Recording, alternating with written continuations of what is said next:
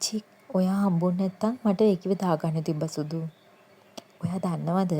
ඔයා හුඟක් ආදරය කරන කෙනෙක් වෙන කෙනෙක්ව බඳින්න හෝ වෙන කෙනෙක් එක්ක සම්බන්ධතාවයක් තියාගන්න ඕනි කියලා ඔයාගේ මූණටම කිව්වොත් ඔයා මොකද කරන්නේ? ඔයාගේ ඇස් ඉස්සරහම ඔයාට කිව්වොත් මොකද කරන්න කියලා අනිවාර්යයෙන්ම කමෙන්ට් එකක් දාගෙන යන්න.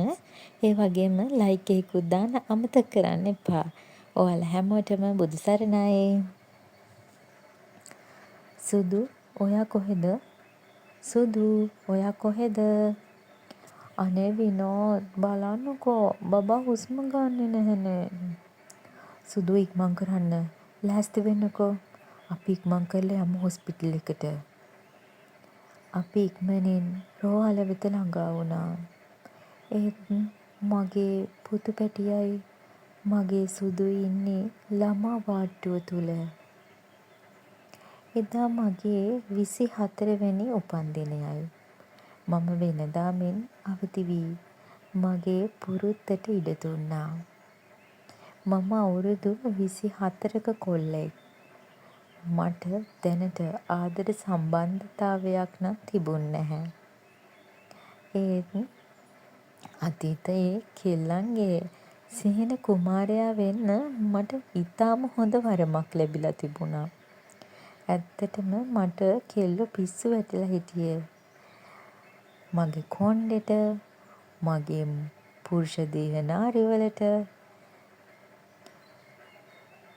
එම නිසා මං එම වරමෙන් උපරිම ප්‍රයෝජන ගත්තා.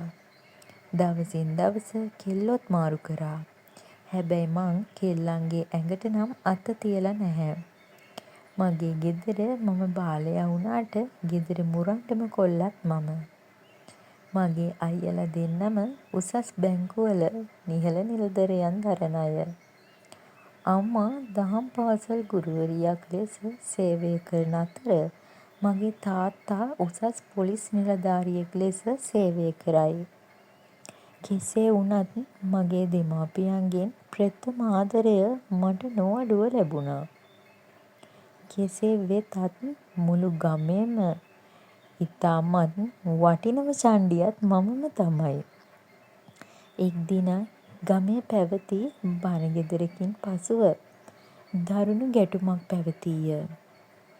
මමද එම රණ්ඩුවේ කොටස්කාරයෙක් වීමට සිද්ධ වුණා. රණ්ඩුවට පාදක වුණේ කැරම් බෝඩ් එකේ ඉත්තන් අඩුවීමයි. එදා ඇත්තටම මම කැරම් ගැහුවේ නැහැ. එහෙත් මම කැරම් බෝඩ් එක අසල වාඩි වී ඉත්තන් හොරකම් කරා. ඉන් පසුව මම ක්ෂණිකව ක්‍රියාත්මක වී මට පේන්න බැරි මං අකමැතිම විරුද්ධ පිලේ එකකුගේ ඔඩොක්කුවකට කැරම් ඉත්තන් දැම්මා. ඉන් පසු පිල් දෙක අතර පුංචි සැර කතා බහක් ගියා. ඒත් මම පුංචි දරුවා වගේ බලාගෙනම හිටියා. එක් පුංචි වෙලාවයි ගත වුණේ. සැර පරුෂ කතා බහක් ගැටුමක් බවට වර්ධනය වුණා. හැබැයි එතනදී වැරදිකරු බවට පත් වුණේ විරුද්ධ පිලේ සිටි මම හොරෙන් ඔඩොක්කුවට කැරම් ඉත්තන් දැමූ විජිතව. මම පක්ෂපාතී පිල සමග එකතු වී ඔවුන්ට පහර දෙන්න පටන් ගත්තා. මම විජිතව බිම දමා පහර දෙන්නට හදනවත් සමගම පිටුපසින් කවුදෝ කෙනෙකු මගේ කෙස් වැටියෙන් ඇදගෙනම බණගෙදරින් එළියට ආවා. ඇත්තටම කිව්වොත් මම කොණ්ඩේ ටිකක් වවාගෙන තිබුණ නිසා සමහර අවස්ථාවලදී මට පාඩු ලබා ගැනීමටද සිදු වුණා. ඒත් මේ වගේ අවස්ථාවක්. මගේ යාළුවෝද ගල් ගැසී බලන් හිටියා. ඒ වෙලාවේ මං හයියෙන් කෑ ගැහුවා. අනේ අපතයෝ මගේ කොණ්ඩේ අතහැරපන් කියලා. ඒ වෙන කවුරුත් නෙවෙයි. මගේ තාත්තා. එදා රාත්‍රියේ සිට සතියක් යනතුරුම මා දකින වාරයක් පාසා මගේ අම්මා තාත්තගෙන් නිතර බැනුම් ඇහුවා. යමුනා ඔයාට කොල්ල හදාගන්න බැරි නම් මට දෙන්න මං හදාගන්නම්. ඔයාගේ හුරතලේ තමයි ඔය ඔක්කොටම මුල. තාත්තා එසේ සැර වචනයෙන් අම්මට දොස් නැගුවත් අම්මා නම් ඇගේ සෙනෙහස මට නිතරම ලබා දුන්නා. මං කුමන හෝ වැරැද්දක් කළත් එම වැරැද්ද පැටවෙන්නට මාගේ අම්මාට තොර තෝංචියක් නැතුව බනින තාත්තා දෙස මම බලා ඉන්නේ. දෙස මගේ අම්මා බලන්නේ. මං කිසිම වැරැද්දක් කළේ නැහැ යන අර්ථයට අනුවයි ඇගේ සුකුපාල මුහුණ සිය සැමියාට නිරූපණය කරයි. තවත් දිනක් උදා විය. ඒ මගේ ජීවිතේ හැරවුම් ලක්ෂ්‍ය විය. මාර්තු 14 මගේ 24 වෙනි උපන්දිනය. උදෑසන අවදි වී මගේ සමාජ මාධ්‍ය මගින් මගේ දුරකථනයට ඇවිත් ඇති කෙටි පණිවිඩ චෙක් කරා. එදිනද එම පුරුද්දට අනුව සියලුම කෙටි පණිවිඩ මම චෙක් කරා. එම අවස්ථාවේදී මගේ දුරකථනයට වෙනත් රටකට අදාළ දුරකථන අංකයකින් ඇමතුමක් ආවා. හෙලෝ මම එසේ ඇමතුමට ප්‍රතිචාර දැක්වුවා. හෙලෝ සීයා ඔයාට කොහොමද? එවිටම මම තිගැස්සී ගියා. ඇත්තටම මට ප්‍රතිචාර දැක්වූ කටහඬ ඉතා මිහිරිය. ඇගේ වචන පෙළද මාගේ මොළයටම කා වැදුනේ ඇයගේ කටහඬට ගැබ්ව ඇති මිහිරියාව නිසා. නෑ මේ ඔයාගේ සීයා නෙවෙයි. මම එසේ ඇයට ප්‍රතිචාර දැක්වුවා. එවිටම ඇය අනේ සෝරි මට නම්බර් එකේ අන්තිම අංකෙ වැරදිලා අනේ සෝරි යනුවෙන් ඇය මටත් ප්‍රතිචාර දක්වා දුරකථනය විසන්ධි කළා. ඒ මොහොතේම මගේ හිතට ආමුතු හැඟීමක් දළුලාගෙන වැඩෙන බව මට තේරුම් ගියා. ක්ෂණිකව මම ක්‍රියාත්මක වුණා. ඇගේ නම්බරය මම සේව් කර WhatsApp කෙටි පණිවිඩයක් තැබුවා. ඇයත් අහංකාර ලෙස මට කෙටි පණිවිඩ තැබුවා. දින දින ගෙවිලා ගියා. ඇය මා සමග ආදරෙන් බැඳුණා. එහෙත් ඇගේ හැඩරුව මා කිසිම දිනක දැක තිබුණේ නැහැ. එක් රාත්‍රියක මම ඇයට වීඩියෝ කෝල් එකක් ගත්තා. ඒ මොහොතේ මට කර කියාගත නොහැකි වී ගියා. කළු වර්ණයට හැරී ඇති සළුවකින් ඇය තම මුහුණ ආවරණය කරගෙන තිබූ අතර ඇයගේ ඇස් දෙක පමණක් විවරව තිබුණා. ඇයගේ දැස් ඉතා තියුණු ස්වරූපයක් ගත්තද කිව්වොත් ඇත්තටම මට වචනයක්වත් නොකියන්නට මාව ගොළු වුණා. ඇයගේ විසේකාර ඇස් ඊට බලවත් වුණා. ඇස් පිල්ලම්ද උඩු අතට කැරකී ඇති නිසා ඇයගේ දෙනෙත් නැවුම් බවක් ගත්තා.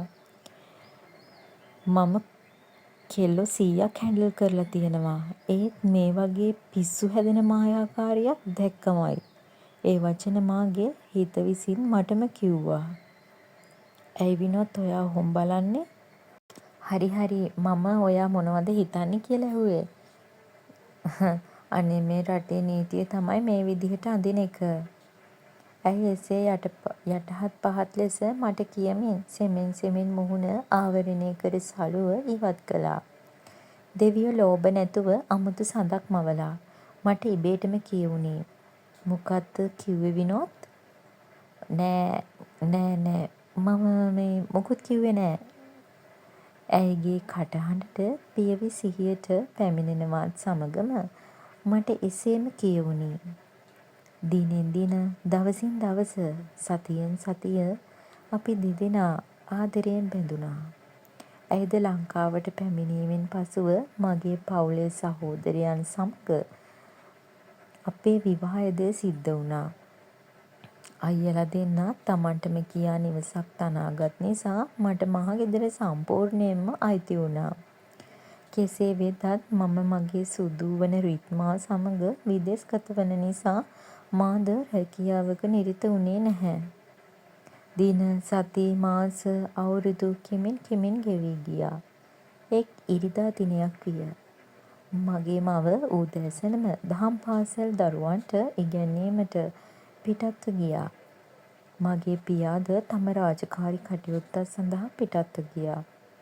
මාද උදෑසන අවදි වී කොරිඩෝවේ ඇති පුටුවකට බර වී වාඩි වී සිටියා.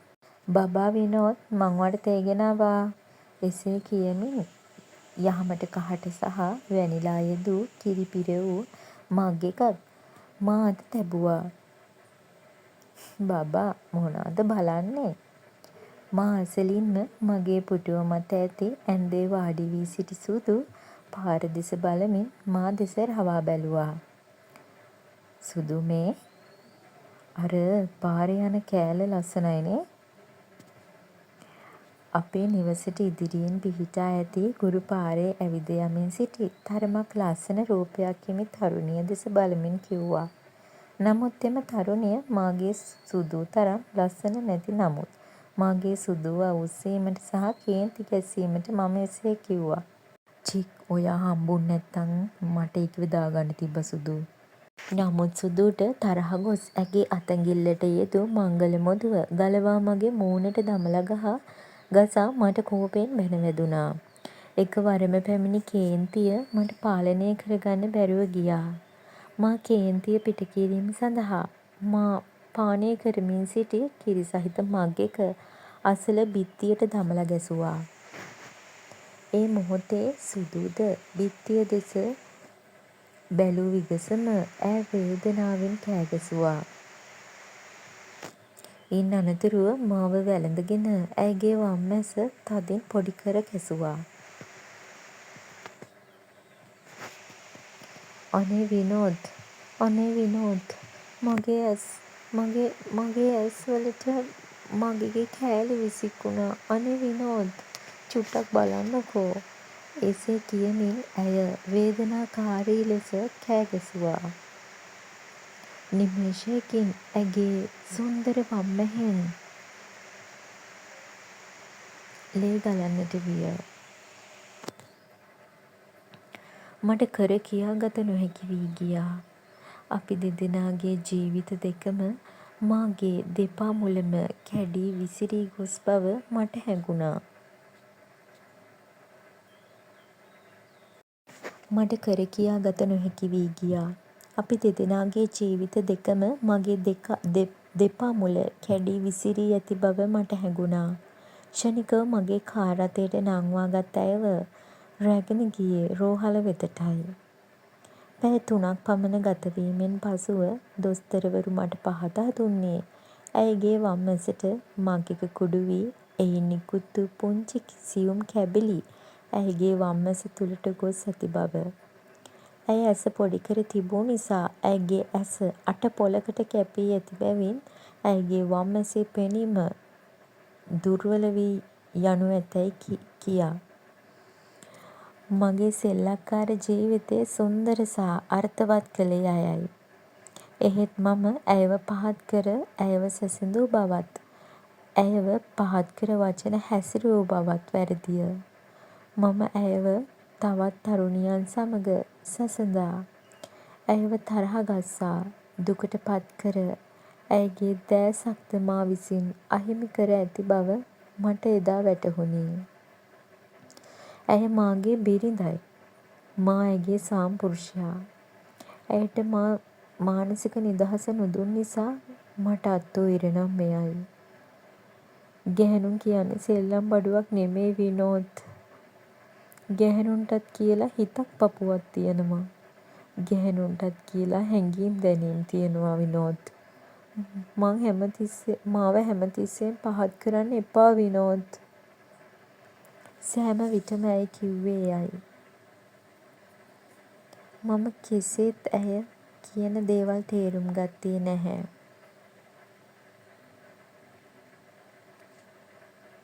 ඇය කිසිම දෙයක් නොදන්න මෝඩියක්. ඇය කිසිම දෙයක් නොදන්න පුංචි අතදරුවෙක්. ඇය කරන හැම වැඩක්ම නොහොඹිනා ගොන් වැඩක්. ඇය යන ගමනක් බිමනක් තහනමක්. ඇය මා ගන්නා ඇමතුමකට ප්‍රතිචාර නොදැක්වීම ඇය කරනා නොමනා ක්‍රියාවක්. මා අද වෙනකම්ම හිතුවේ එලෙස. ගැහැණු කියන්නෙත් අපේ ජීවයේම කොටසක් බව මට තේරුම් ගියේ මේ මොහොතේ. ඇයටත් නිදහස දිය යුතුයි.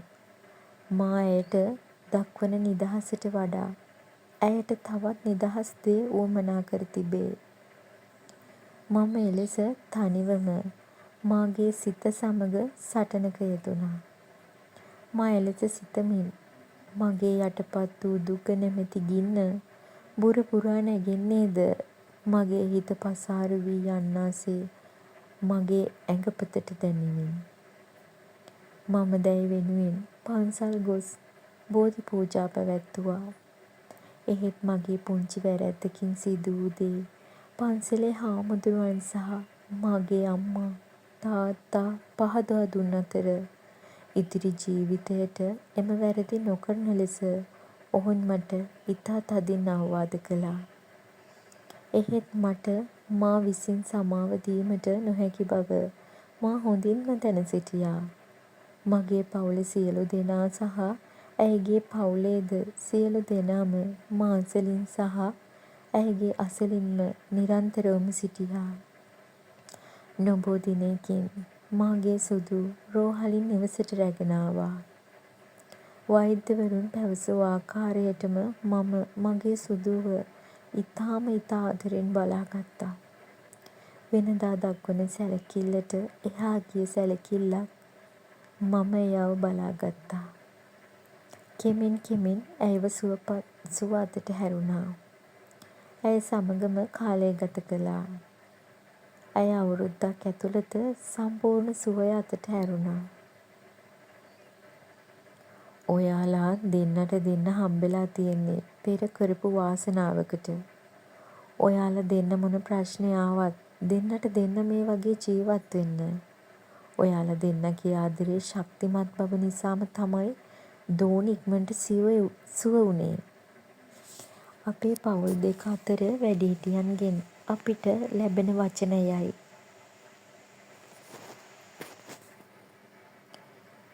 මගේ මව සහ ඇගේ මවද සෑම විටම අපට පවසන්නේ එයයි. සුව අතට හැරීමත් සමග ඇයට වෛද්‍යවරු නිර්දේශ කර තිබූ පරිදි ඇස් කණ්ණාඩිද ඇය පැළඳුවා. එමගින්ද ඇයට අමුතු ලස්සනක් ඇයගේ මුහුණට වැටුණා.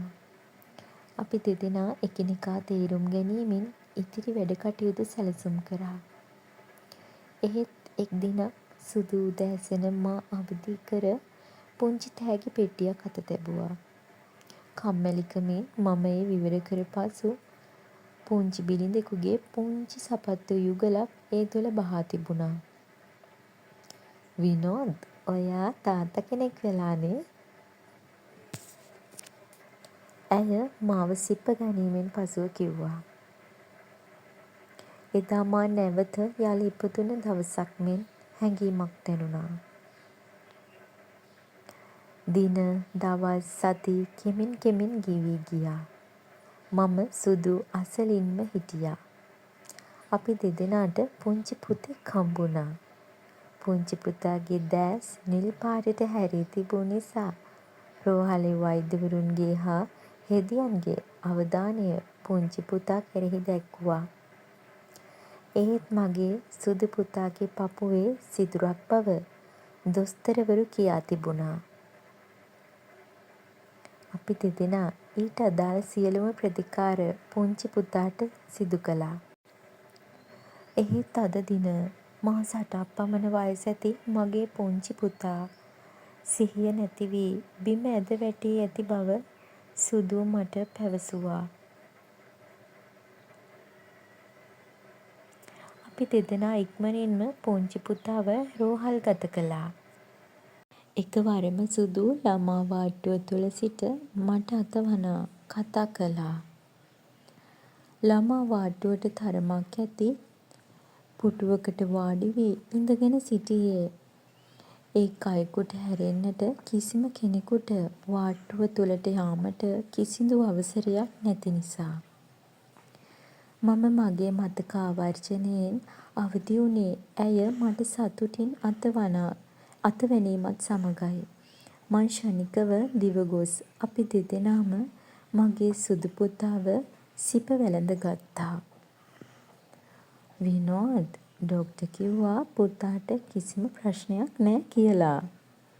"ඇත්තටම එහෙම කිව්වද සුදු?" "ඔව් විනෝද්, එයා එහෙම කිව්වා." "පුතාව චෙක් කරලා කිව්වේ දරුවාට හරියටම ප්‍රතිකාර කළාද කියලා." "මම ඉතින් ඔව් කිව්වා." "දරුවාට දැන් සිදුරේ ප්‍රශ්නයක් නම් නෑ කියලා කිව්වා." "ඩොක්ටර් කිව්වද එහෙම?" "ඔව් විනෝද්, එහෙම කිව්වා." කරපු ප්‍රතිකාර දිගටම කරගෙන යන්න කිව්වා. දරුවා දැන් නිරෝගී කියලත් කිව්වා. දැන් ගෙදර යන්න පුළුවන් කිව්වා. විනෝද් තව දෙයක්. විනෝද් අම්මා කතා කළා. අම්මා කිව්වා අපේ වීසා ලෑස්තිලු. ඊළඟ මාසේ අපිට ෆ්ලයි කරන්න පුළුවන් කිව්වා. විනෝද් ඔයාට ජොබ් එකකුත් ලෑස්තිලු. ඩොක්ටර් කිව්වා දරුවට ඊළඟට කරන්න තියෙන ප්‍රතිකාර ටික අපිට එහෙ ගිහින් කරගන්න පුළුවන් කියලා. ඩොක්ටර් කිව්වා ඒ ගැන කතා කරගන්න මෙහෙට හෙට හවස 3ට අපි දෙන්නට එන්න කියලා. ඒ සියලුම දේ මගේ සුදු මට ලස්සනට පැහැදිලි කර තේරුම් කළා. සුදු මේ ලස්සන ඇස් නිසා තමයි මගේ අනාගතේ මෙච්චර පැහැදිලි වුණේ රත්තරන්. මාත් එක්ක හැමදාම ඉන්න. මට ඉබේටම ඇයගේ මුහුණටම කියවුණි. ඒ විගසම මම ඇයව වැළඳගත්තේ ඇගේ නළලද සිප ගනිමින්. ඉතින් ළමයි මේ කෙටි කතාව මෙතනින් නිමා කරනවා. මේ කෙටි කතාව ඇත්තම ඇත්ත සිදුවීම් සහිත කෙටි කතාවක්. අනිවාර්යයෙන්ම කියවලා කමෙන්ට් එකක් දාගෙන යන්න අමතක කරන්න එපා.